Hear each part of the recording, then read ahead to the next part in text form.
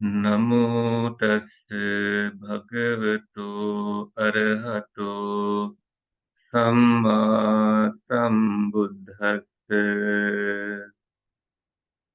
Namo tassa bhagavato arahato samma sambuddhassa. Namo tassa bhagavato arahato samma sambuddhassa.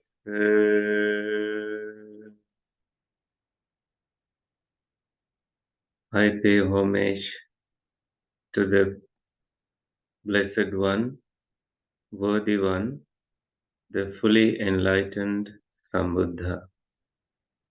Sadhu, sadhu, sadhu. So this day, as we promised, we will talk about what the Buddha said about war.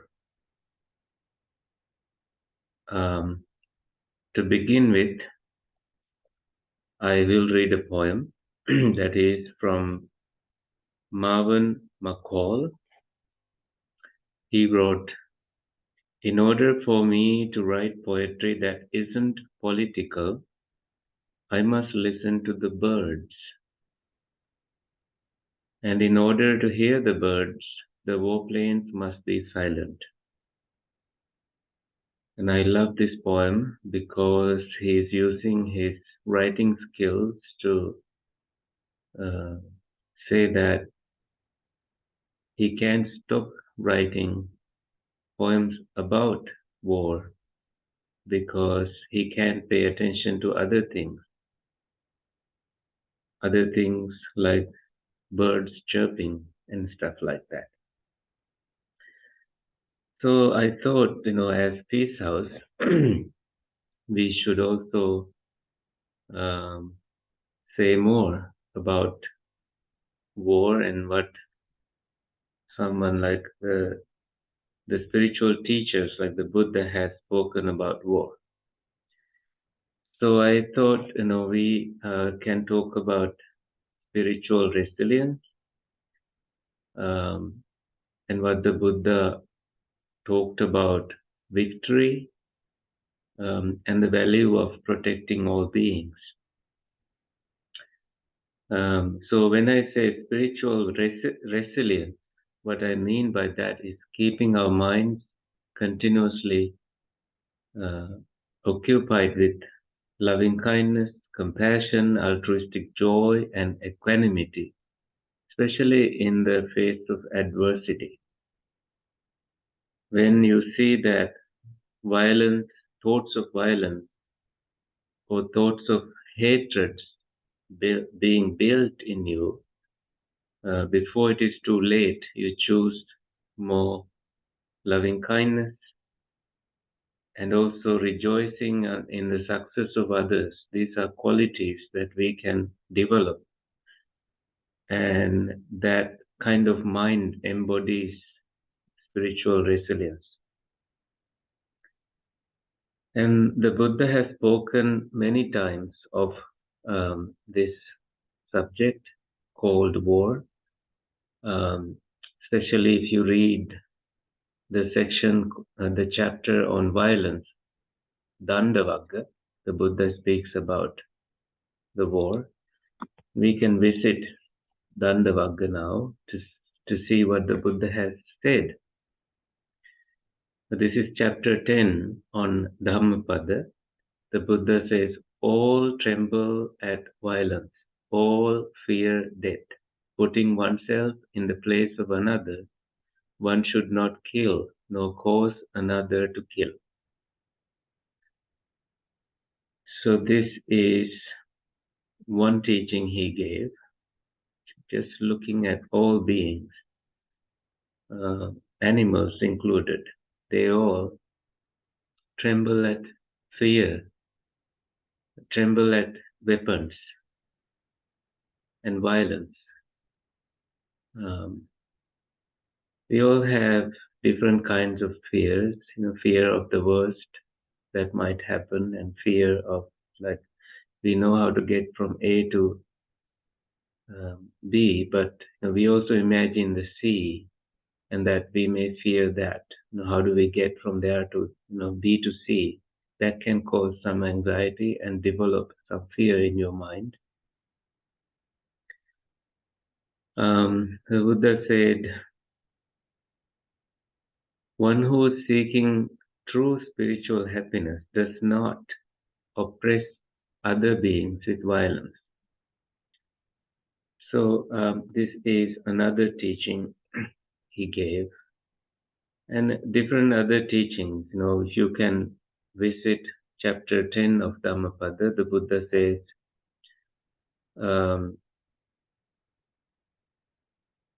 other teachings like speak not harshly to anyone, for those thus spoken to might retort. Indeed, angry persons speak in a hurtful way, and then they retaliate and try to overcome you. And that kind of thinking speaks about the mind of a person who begins the war. I also like to say this quote that says that war starts in mind. If a war starts in mind, a mind can end. If a mind can start a war, mind can end a war as well. So that is something that we can reflect on to see how powerful the mind is in the face of in cultivating wisdom on violence. I think that is also part of spiritual resilience. Anything that ignites the desire to go for war against oneself or another, we may need to see that it is a game in your mind. So I've gathered some other teachings of the Buddha. This is from Sanyutta Nikaya Chetvā Sutta, the discourse that is translated as having killed. Chetvā Sutta. Chetvā is having killed. This is Sanyutta Nikaya 171. There was a heavenly deity that visited the Buddha and uttered this verse. Having killed what? Do you sleep in ease? Having killed what? Do you not grieve? Of the slaying of what one thing does Gautama approve? The Buddha then responded, having killed anger, you sleep in ease.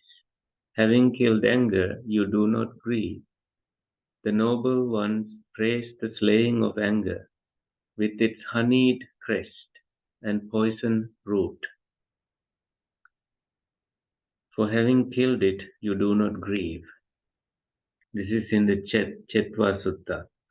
The noble ones praise the slaying of anger with its honeyed crest and poison root.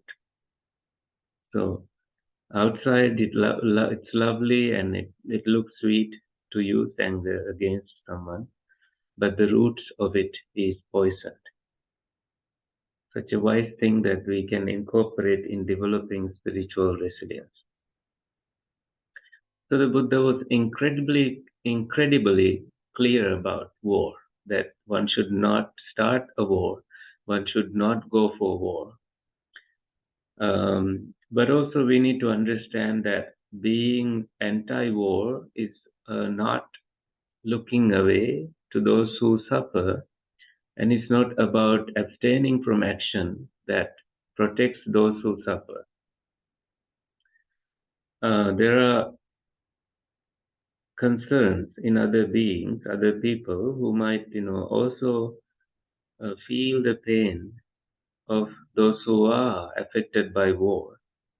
And imagine, you putting yourself in the position of a brother or a sister, and your brother, your sister is getting killed in front of you, I do not think that anyone can easily resist the urge, the sudden impulse to uh,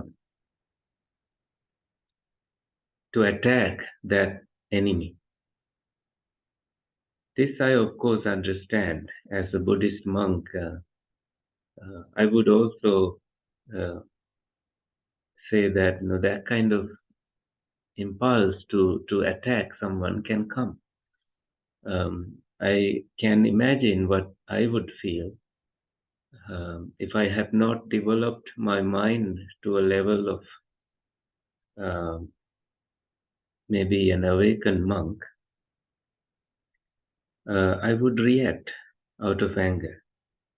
And we can look at how the Buddha himself reacted.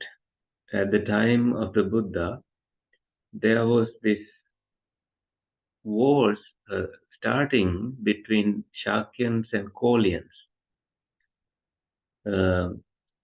Shakyans were on one side. Shakyans, that is the clan that the Buddha belonged, and Kaulians, Yashodhara is a Kaulian. So they were also important to the Buddha. So someone in a position of a Buddha started hearing news that a war is about to start between Shakyans and Kaulians. And the Buddha went to the royals of both sides. And they asked, they said to the Buddha that you are a monk, you should stay away from this. And the Buddha began asking questions from the royals. Do you know why you went into war? Why are you going to war? And they said, we actually don't know, but those people attacked us, and these people, our people are affected. They are injured because of these attacks. And then the Buddha asked, do you know why they attacked? And then it brought to the attention of the Buddha that these two parties, those people living dependent on a river called Rohini River,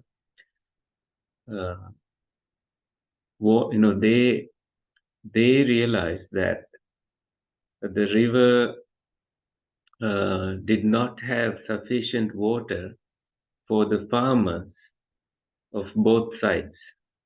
Because of the famine, there was no enough water for the farmers. Because of this, one side said, we will build a dam so we can get all the water to our side. By doing so, we will be able to harvest our paddy fields because we only needed one more watering for our harvesting. And by doing so, we will be able to harvest our fields and sell our grains to you, to the other side. But then the opposite side, those who were opposite of the river, they said, we will not buy from you. We will not bring our gold and jewelries to you. We need this water. So in the big, on the outer side, it looks like it is a good suggestion that the other party was bringing, but to the rich people, maybe they'll be able to afford buying the crops from the other side. But what about the poor people? They needed harvesting as well. Although they were a little behind harvesting, they needed water to continue watering their fields and do a few more cycles so that they can also have their own crops ripened. And then the Buddha realized that water is behind this war, and the Buddha began asking, what's the value of these crops? And they said, this much. What's the value of these lands? This much. What's the value of human lives? And they said, there's no value to it. And at that point, the Buddha said, there's no need of going for a bloody war. You can both have the water and harvest as much as you can and expect the rain to come. And only by doing so, you save your husbands and wives and children and young people who will be otherwise fighting a war um, and getting killed for no reason. The Buddha stopped that bloodied war by reasoning and coming to a peace agreement. And you can do so when you have more clarity in your minds. And the Buddha also in Samyutta Nikaya has stated, victory breeds enmity, the defeated sleep badly. The peaceful sleep at ease, having left victory and defeat behind. So the peaceful here is someone like the Buddha, who has no desire to go for war, no desire for winning, or not even therefore losing. That because he's not in a war, he's not even losing. And killing, of course, leads to more killing. The Buddha said in Samyutta 3:15 that a man goes on plundering as long as it serves his ends, but as soon as others plunder him, the plunderer is plundered. For the fool thinks they've got away with it so long as their wickedness has not ripened. This is Madhuva Manyati Balo Yava Papang Na Pachati. Yadacha Pachati Papang Ata Balo. So the fool thinks that they can get away with the evil deed they do as long as that evil deed is not ripened. But as soon as that wickedness ripens, they fall into suffering.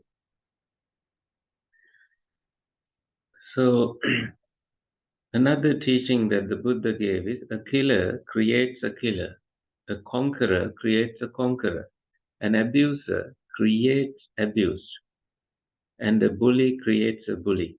And so as deeds unfold, the plunderer is plundered. In another teaching, Buddha said, a warrior strives and struggles in battle, and their mind is already low, degraded, and misdirected as they think. May these sentient beings be killed, slaughtered, slain, destroyed, or annihilated. His foes kill him and finish him off, and when his body breaks up, after death, he is reborn in the hell called the fallen. So the hatred and violence are never the answers in that kind of teaching. And the Buddha in Dhammapada elsewhere says, they abused me, they beat me, they robbed me. In those who harbor such thoughts, their hatred never ends. Instead, those who do not harbor such thoughts, their abuse, mental abuse, ends. So, in another teaching, the Buddha said, hatred is never appeased by hatred. It is appeased by non-hatred. Averenacha sammanti. Avera is non-hatred. Nahi verena verani sammanti is kudachana. It's an eternal law. Esa dhammo sanantano. This is an eternal law that hatred is never appeased by hatred. So this is clear that The Buddha is asking us to stop that inner hatred in here and instead cultivate uh, thoughts such as the thoughts of loving kindness, such as, may my friends as well as enemies be well and happy. Imagine that kind of mind immediately comes to some relief. So back to the Daṇḍa. The Daṇḍa means the rod. The Buddha says, all tremble at the rod, all fear death. Treating others like oneself, neither kill nor incite to kill.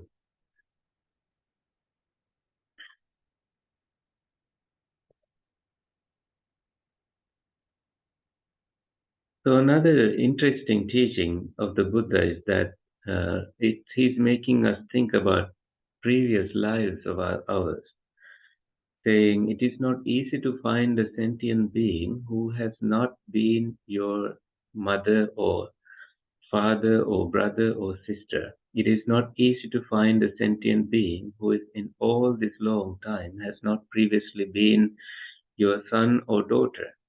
Why is that? Being born again and again has no known beginning.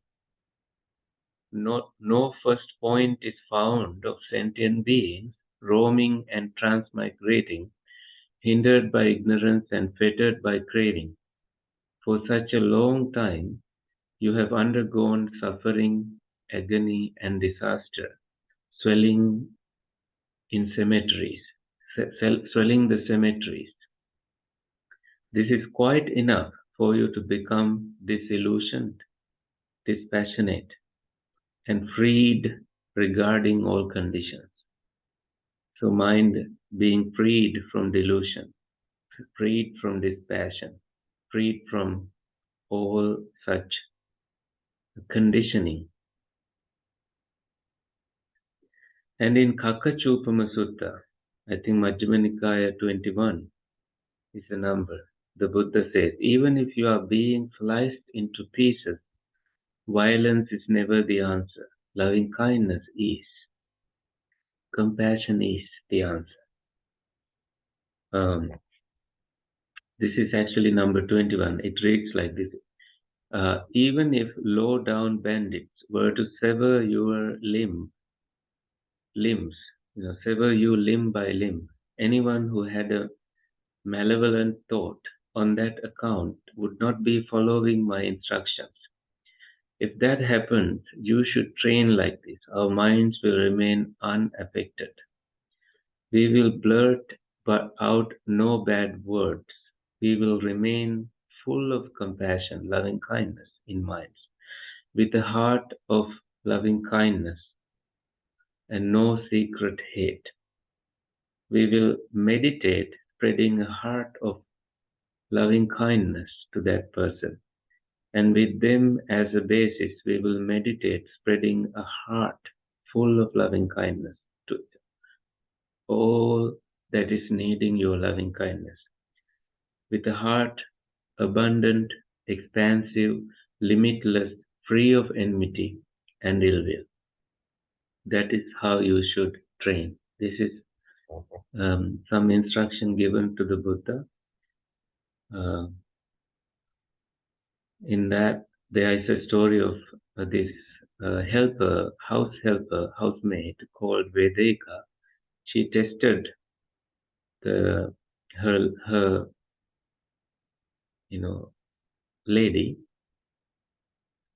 who did not have any anger, and the house helper Vedeka knew that that lady didn't have anger because her work being good.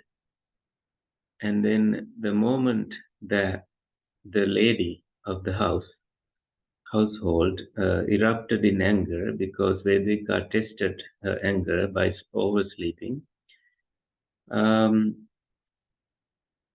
Vedika ran into the streets in that neighborhood and began telling the entire neighborhood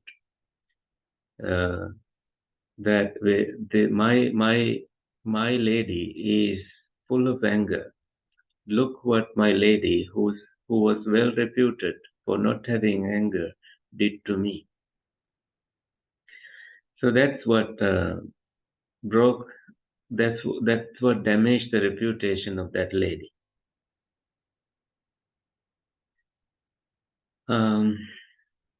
So a Buddhist person would maybe also get involved in direct action in a war zone, helping the wounded, rescuing by giving jobs, maybe doing services as a firefighter and extending services as a form of humanitarian work, taking people to safety, giving shelter to them, distributing food, and so on. I'm not saying that a Buddhist person should do nothing, but according to the teachings of the Buddha, killing other sentient beings is not permitted. Killing in any form is breaking the first precept. Pana tipata veramani sikkhapadam samadhiyami. I abstain from killing living beings. It's never an option. To monks as well. If a monk kills, he is called a parajika, a defeated person. This is highly against the teachings of the Buddha. So cultivating bodhicitta, heart of someone who is aspiring to be the Buddha, they cultivate kindness and compassion. So I pray that no matter how hard your circumstances get in your life, may you never turn toward hatred and violence. I pray that never happens in your life. I think I must also say that talking about war is a worldly matter, according to the path of someone who is on the path toward awakening. A worldly matter that is difficult to maybe address. Someone who is progressing upwards in the overcoming of such worldly matters, they don't maybe engage in such discussions. The Buddha specifically told monks to not engage in, subjects of war and politics and richnesses of people and so on. There were 32 subjects that the Buddha did not permit monks to talk about, gossip about. And that means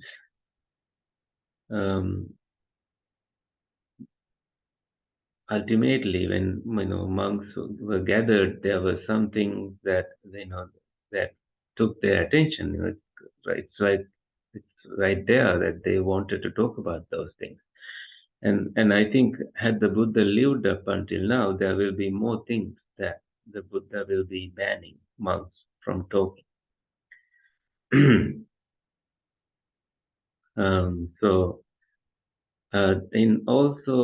In understanding the deeper Buddhist teaching, the entering the path begins by becoming a stream winner, and that kind of person never breaks their precepts. That they can't kill, they can't break any precept. They are honest about it. They feel guilty if they do, and they admit it. So under any circumstance, someone who is on the path toward becoming a stream enterer, this is called sotapanna in Pali. They do not kill. And those who attain the fruition of that path, that they have reached that level, they do not kill.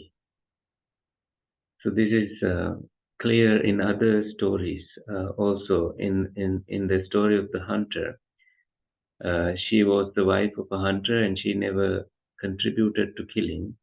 She did support her her husband by preparing meals and arrows and all that, but her intention was never to kill. In another teaching, there is this couple that crosses a desert.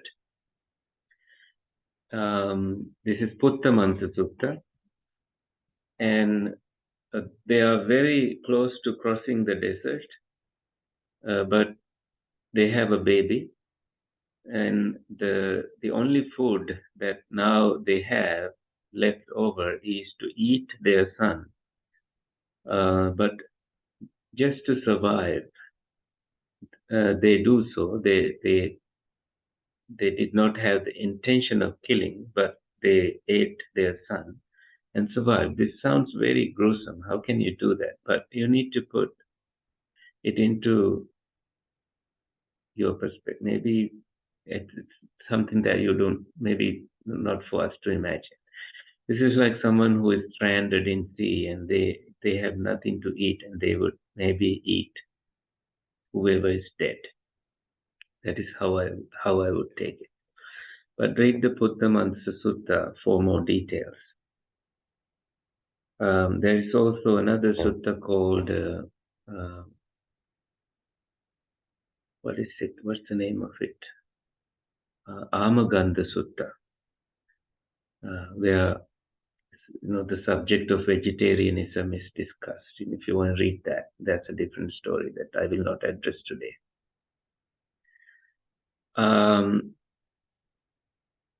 All right, so maybe that should bring us to a point where we have some knowledge about war, and we can end the discussion today and maybe begin with some meditation. Right.